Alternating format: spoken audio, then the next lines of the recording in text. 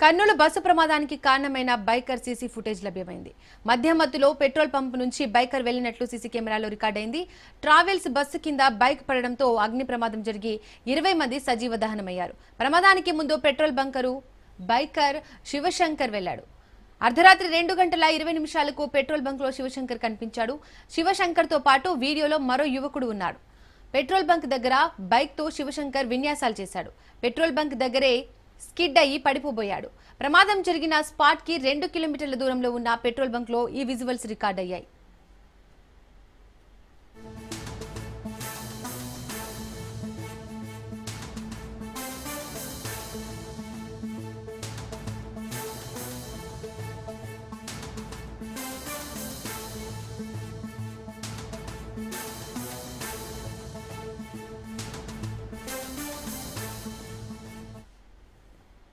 Kurnool bus ప్రమాదానికి కారణమైన biker CC footage లభ్యమైంది.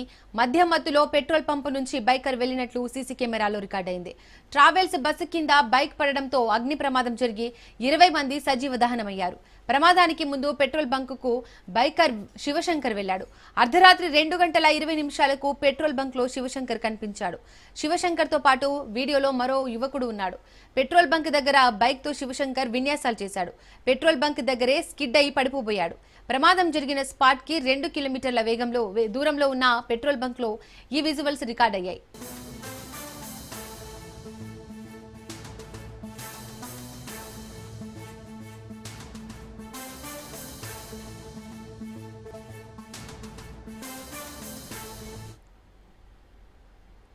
Kurnool bus ప్రమాదంలో షాకింగ్ విషయాలు వెలుగులోకి వస్తున్నాయి. లగేజీ క్యాబిన్ లో తరలిస్తున్న వందలాది మొబైల్ ఫోన్లు పేలడం వల్లే ప్రమాద తీవ్రత పెరిగి ప్రాణ నష్టం జరిగిందని ఫోరెన్సిక్ బృందం నిర్ధారించింది. బస్సు బైక్ ను ఢీకొట్టగానే ఆయిల్ ట్యాంక్ మూత ఊడి పెట్రోల్ లీక్ అయిందని, బైక్ ను బస్సు కొంత దూరం ఈడ్చుకెళ్లిందని ఫోరెన్సిక్ బృందం తెలిపింది. మొదట లగేజీ క్యాబిన్ కు మంటలు అంటుకున్నాయి. లగేజీ క్యాబిన్ లో 400 మొబైల్స్ తో కూడిన పార్సిల్ ఉందని ఫోరెన్సిక్ బృందం గుర్తించింది. మంటల వేడికి మొబైల్ ఫోన్ల బ్యాటరీలన్నీ పేలాయని నిర్ధారించింది.